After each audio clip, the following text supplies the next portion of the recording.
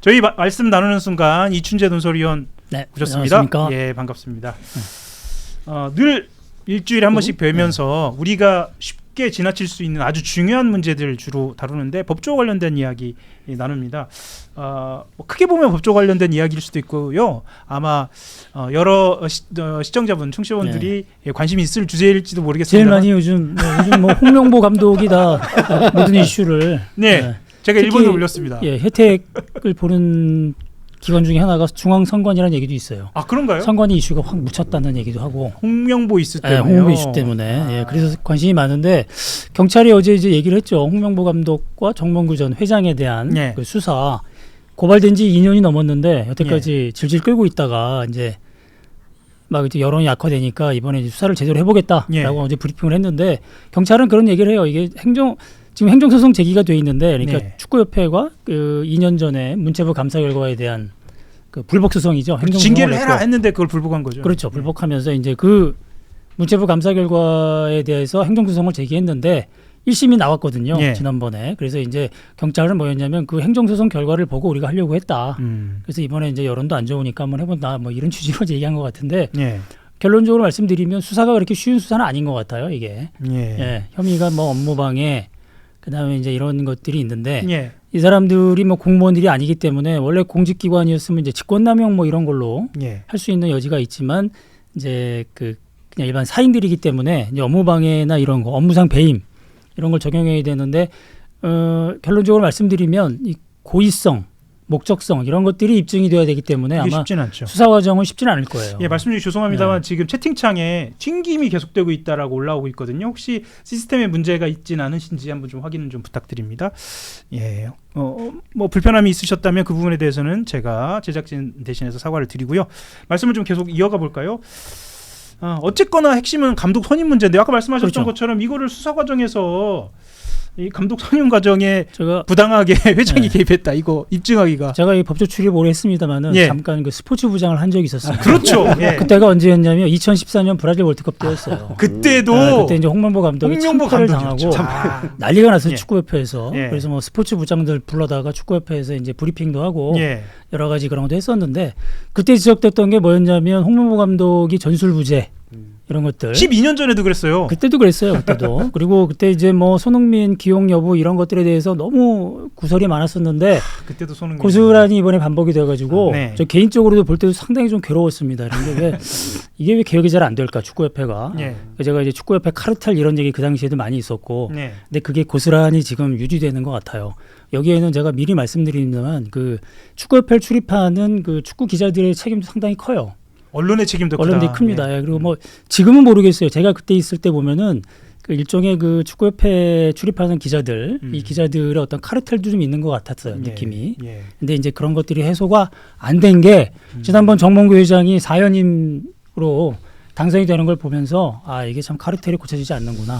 이런 말씀을 미리 드리고 다시 수사 얘기를 돌아오면 그 핵심은 뭐냐면 이제 감독 선임 절차를 어겼다는 거거든요. 원래 축구협회 감독 선임 절차가 어떻게 되어 있냐면 전력 강화 위원회라고 있습니다. 그 축구인들, 축구 전문가 뭐 이런 감독 출신들의 그야말로 축구의 흐름에 대해서 잘 알고 있는 전문가들 한 10명 안팎 구성되어 있거든요. 여기서 그 감독에 대한 여러 가지 데이터를 다 수집을 해요.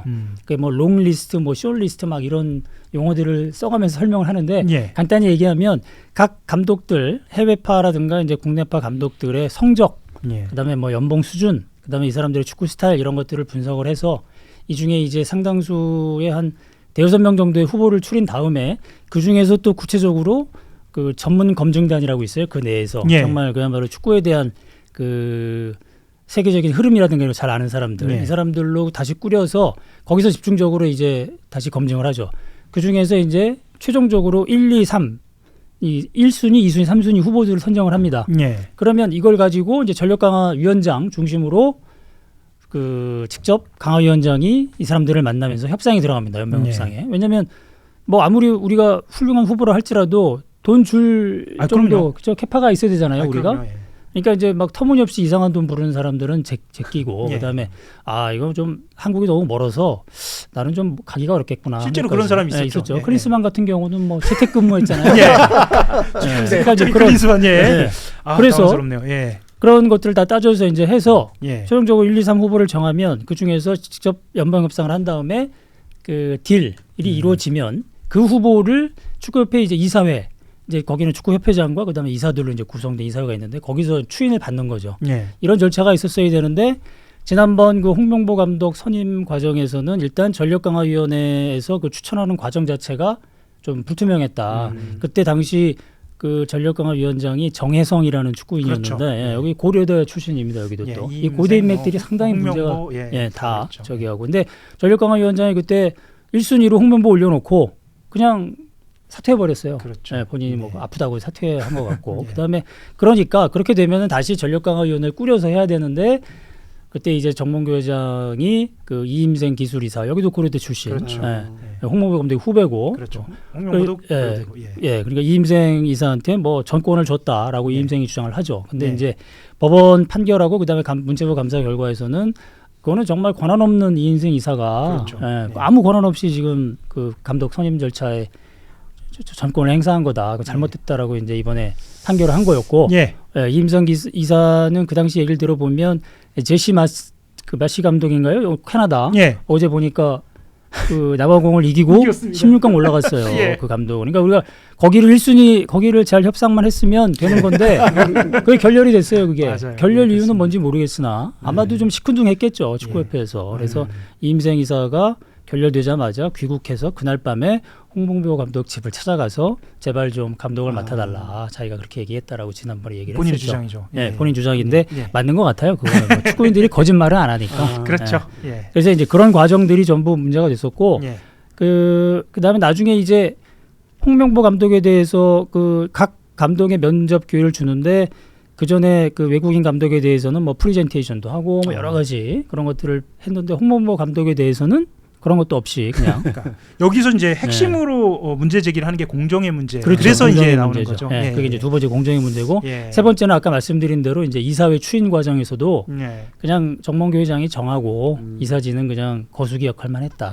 그 세 가지 문제점이 있는 거죠. 예. 근데 말씀드렸듯이 예. 수사가 쉽진 않아요. 예. 목적 그러니까 고의성이 입증돼야 되는데 이 사람들이 뭐 일부러 그렇게 했어요. 자기들 나름대로는 축구협회 저는 이제 이게 말씀 주신 것 내용하고 약간은 벗어나는 내용인지 모르겠습니다만 경찰의 수사 실력이 또 여기서 드러나는 것 같기도 합니다. 그렇죠. 그런 예, 게 좀 있죠. 실력이 그러니까 뭐든지 민심에 따라 수사하는 건 아니고요. 그러니까 사건의 실체를 보고 해야 하는 것이지만 수사 실력이 또 한번 입증이 되는 상황이 아닌가 싶기도 합니다. 그렇죠. 그러니까 예. 2년 동안 뭐 수사를 못했다는 거는 어렵다고 판단했겠죠 내부적으로. 그렇죠. 이걸 예. 이것까지 수사해야 되냐. 예. 그러다가 월드컵 32강 올라가면 어떡하려고. 결과가 좋았으면 아마 수사 안 하겠죠. 예, 예. 그 논소리형께서 오늘 가지고 오신 주제가 세 가지인데요. 지금 두 가지 주제가 아주 짱짱한 게 남아 있습니다. 그래서 바로 두 번째 주제로 넘어갈 텐데요. 국민들 관심이 이거에 관심이 많으니까 요즘 많이 하고 예. 나머지 두 개는 뭐 다음 해도 되니까. 아닙니다. 오늘 꼭 해야 합니다. 오늘 꼭 해야 합니다. 그 지금 어찌 보면 지금 방금 말씀하신 대로 내란과 관련된 재판이 한창 진행 중이고요. 그리고 특검 수사도 보여지진 않지만 물밑에서는 활발하게 진행 중입니다. 주목할 만한 수사 관련 상황이 있어서 그걸 꼭 다루고 싶다. 논소리원님이 직접 가져오셨는데 제가 간단하게만 좀 설명을 드리면 종합특검이죠. 권창영 종합특검이 조성현 이름이 중요합니다. 조성현 전 육군 수도방위사령부 제1경비단장 이 경비단장을 내란 중요 임무 종사 혐의로 입건했다는 겁니다.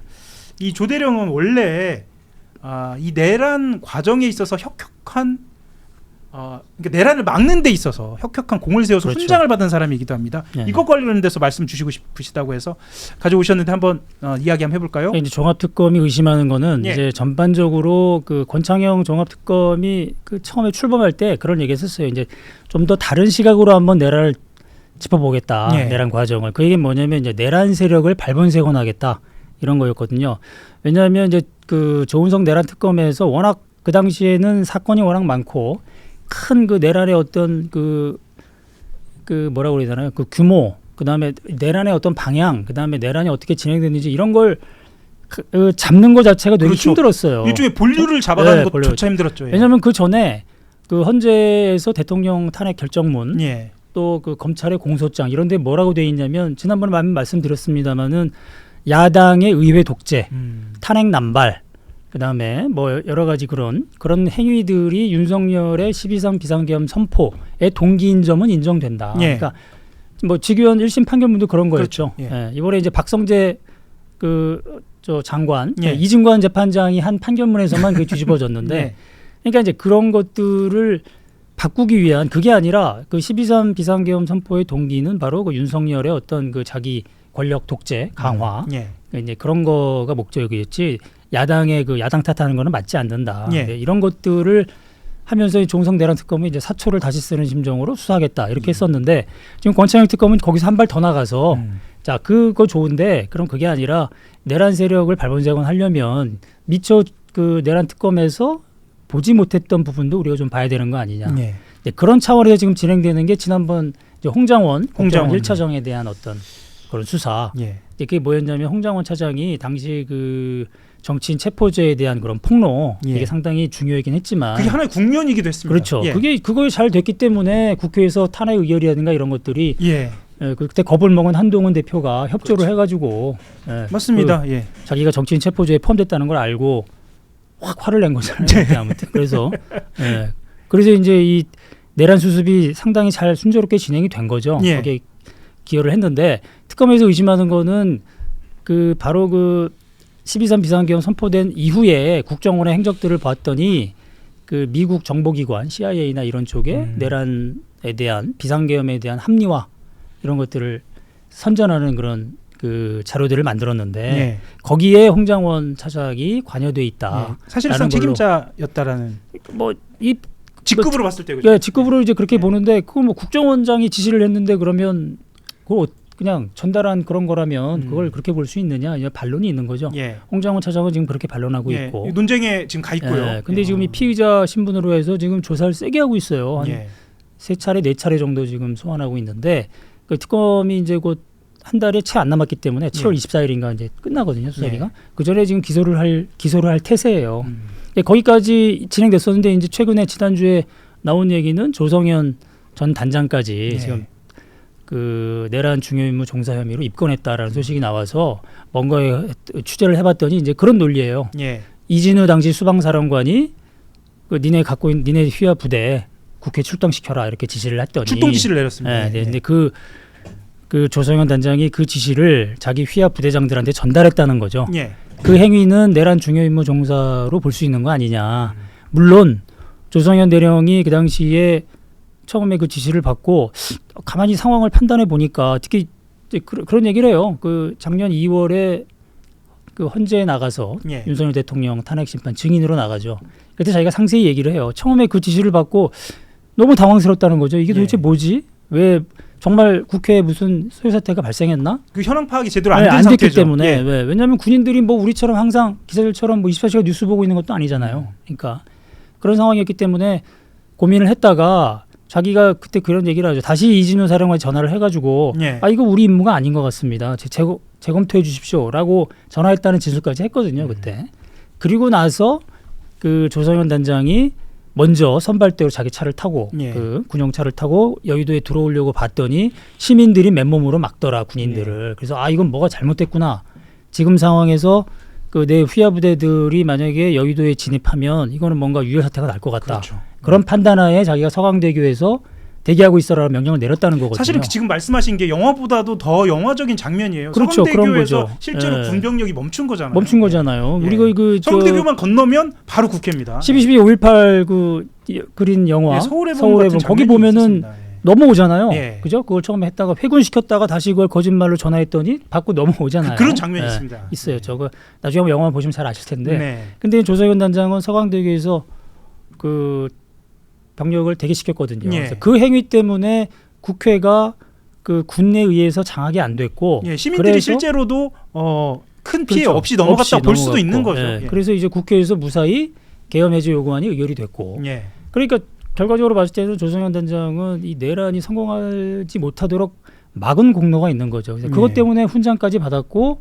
이재명 대통령이 이제 정권 바뀌고 나서 이제 스타 원스타 진급을 하려고 했더니 그 정도까지는 내가 못 받겠다라고 해서 다른 대령과 함께 거부했었어요. 그것도. 그러니까 어떻게 보면 참군인의 그 전형인데 지금 이제 종합특검에서는 물론 그 이진우 사령관의 지시를 전달한 예하부대에 전달한 그 행위를 엄격하게 보면 뭐 내란에 어떤 가담했다고 볼 수도 있겠죠. 그렇지만 정상 참작이라는 게 있는 건데 그리고 결과적으로 그 행위가 내란에 어떤 영향을 줬는지를 봤을 때는 이건 좀 너무 나간 거 아닌가 이런 생각이 좀 들죠. 아마 이 부분은 좀 논란이 좀 될 것 같아요. 계속적으로 이 판단의 여지가 좀 있는 것 같습니다. 이게 어찌 보면은 이 방금 말씀하신 이제 법적 판단이 너무 엄격한 거 아니냐, 그리고 이게 재판에 실제로 가서는 어떻게 전개가 될 것이냐 이런 것까지 다 고려 사항이 아닌가 이렇게 싶습니다. 그리고 저도 아는 공무원들을 보면 지시를 받은 이 순간에 이 국방부 전체의 군인들이 어떻게 판단했을 것인가 정말 이 디테일한 차이들이 좀 있거든요. 이거를 어디까지 기준을 삼을 것인가도 아마 사후에 논쟁이 좀 될 것 같습니다. 주제가 하나 남았는데요. 시간이 다 됐습니다. 뭐 잠깐 우리가 언급을 하고 넘어갈까요? 어떻게 다음에 해도 되니까요. 다음에 해도 될까요? 또 회의가 또 있어서. 보니까 조성훈 대령 같은 경우에는 작년에 국군의 날에 대통령한테 직접 훈장 받았습니다. 맞습니다. 훈장을 말씀드리는 겁니다. 제가 다음 주 예고일 수도 있겠습니다. 이게 다음 주 예고일 수도 있겠는데요. 이게 원래 이춘재 위원이 하려고 했던 이야기는 여기 윤석열 대통령이 박성재 법무부 장관과의 어떤 교감을 통해서 박성재 법무부 장관이 검찰총장 그리고 대검 공공수사부장 다음에 남부지검까지 이렇게 전화한 이 전체적인 상황, 이 전체적인 상황을 두고 드디어 검찰이 본격적으로 내란에 등장하는 거 아니겠습니까? 이게 판결문에 등장했다. 그리고 이 남부지검에 연락한 게 중요한 것이 바로 이 남부지검이 국회에 있다. 국회에 남부지검 관할. 그 지점까지 오늘 얘기를 했어야 하는데. 근데 이게 좀 오해가 있을 수 있을 것 같아서 잠깐만 언급하고 넘어갈게요. 하셔야죠. 이진관 재판장이 박성재 법무부 장관 판결문에서 이제 저 제목을 지적을 했어요. 그래서 그걸 보면은 합리적 의심이 가능한 그런 범위에 있기 때문에 여기는 종합특검에서 제대로 좀 수사를 해달라는 취지로 아마 판결문에 장황하게 쓰신 것 같아요. 보니까. 그리고 봤는데 근데 이제 저기서 검찰 쪽에서 나오는 반론이 뭐냐면 저 지금 병력 이게 전제가 되는 게 그거거든요. 윤석열, 김용현 쪽에서 박성재한테 지시한 게 뭐냐 세 가지인데 첫 번째는 뭐냐면 그 출국 금지, 정치인 체포조에 해당하는 그 정치인들 못 나가게 해라. 두 번째는 이제 수용 능력 확보해라. 포고령 위반자들 거기다 다 해야 되는 거. 세 번째는 뭐냐면 검찰을 계엄 합수부에 파견하는 거 검토해라 이거였는데 공교롭게도 박성재가 그 지시를 받고 심우정 검찰총장한테 전화를 해요. 바로 전화를 해서 야 검찰을 합수부에 파견하는 거 한번 검토해 보자 이렇게 얘기를 하죠. 심우정이 바로 그래서 검찰총장이 전화한 게 거기 대검 공공수사부장 김태현이라고 그러니까 공안 라인 쪽에 다 전화를 합니다. 전화를 하고 거기서는 또 이제 그 국회를 관할하는 남부지검장을 하고 그런 대목이 있는데 근데 실제로 검찰이 그 조직을 그 인력을 파견하거나 이런 것들을 하는 라인은 공안 라인이 아니고 제대로 되려면 이제 기조부장, 교육조정부장 라인 이쪽을 타서 이렇게 일선에 내려가야 되는데 검찰 쪽에서 나온 얘기는 그거예요. 인력을 우리가 동원하려면 그 라인을 타고 대검에서 체계적으로 가지 저렇게 중구난방으로 가지 않는다. 반론이 첫 번째. 근데 그거는 물론 정상적인 상황의 얘기고 이건 또 내란 상황이기 때문에 모르는 거죠. 그리고 겁니다. 저기 등장하는 사람들이 공통점이 뭔 줄 아십니까? 이름을 보면 전부 윤석열 라인들이에요. 진윤. 그러니까 이런 상황에서 가장 믿고 움직일 만한 신복들을 동원한 거 아닌가 이렇게 의심이 이것도 가능하죠. 사실 영화적 상상력이라면 영화보다 더 영화 같은 상황입니다. 남부지검장, 신흥석, 그다음에 뿐만 아니라 수원 고검장, 수원 지검장 지금 여기까지 하나요? 여기까지 갈까요? 수원까지요? 수원 고검장 김유철 지검장 갑자기 이름이 생각이 안 나요. 강백신까지 가지 않습니까? 그렇죠. 거기 성남지청 강백신. 그러니까 유명하잖아요, 그 사람. 강백신 최근에 그 국정조사 때 보면은 거의 빌런에 가까운 검사 아니에요. 그때 막 수원은 또 공교롭게도 중앙선관위 그렇죠. 선관위 관할이에요. 그러니까 의심하기 딱 좋죠. 근데 이 사람들의 전화가 또 막 이게 라인으로 그러니까 선상 이렇게 뭐라 그러죠? 수직적으로 이루어지지 않고 또 횡적으로도 그렇죠. 이루어져요. 개선을 타고 가는 것이 아니라 자기들끼리. 그래서 이제 특검 쪽에서 나오는 얘기는 그게 아마도 이거 도대체 우리 형님이 왜 이런 바보 같은 짓을 했지라고 자기들끼리 안부 전화한 거로 의심되기도 한다. 그런 얘기도 나와요 보니까. 그래서 거기에 대한 자세한 거는 다음에 좀 시간 있으면 하고 아마도 종합특검이 이런 부분에 좀 집중을 해서 명쾌하게 좀 이렇게 했으면 좋겠어요. 그리고 또 하나는 이제 이진권 재판장이 이제 재판하는 과정에서 저에 대한 그 저런 것들은 이제 심우정 관련 수사 기록 또 이 그 다른 재판에 증거로 제출된 게 있거든요. 그래서 아마 이진권 재판장이 저런 문제 의식이 있었다면 특검 쪽에 성명권을 행사해서 우리가 보기엔 이렇게 의심스러운데 이거 한번 설명해봐라고 하는 게 좀 맞지 않았을까 이런 얘기하는 법조인들도 있더라고요. 그리고 노상원 수첩 같은 경우에도 굉장히 중요한 판결이었고요. 그렇죠. 좋습니다. 5분을 넘겼습니다만 우리가 할 수 있는 내용은 좀 급하게 했지만 다 있습니다. 이 각주는 다음의 기회에 더 자세히 종합특검이 계속 진행되지 않습니까? 그렇죠. 그 전에 한꺼번에 다뤄보도록 하겠습니다. 오늘 어떻게 들어가셨는지 궁금합니다. 한겨레 만의 시각을 담아 전해드리겠다는 소박한 목표만 갖고 오늘도 함께 했습니다. 함께 인사드리고 마무리하겠습니다. 수고하셨습니다. 감사합니다. 감사합니다. 고맙습니다.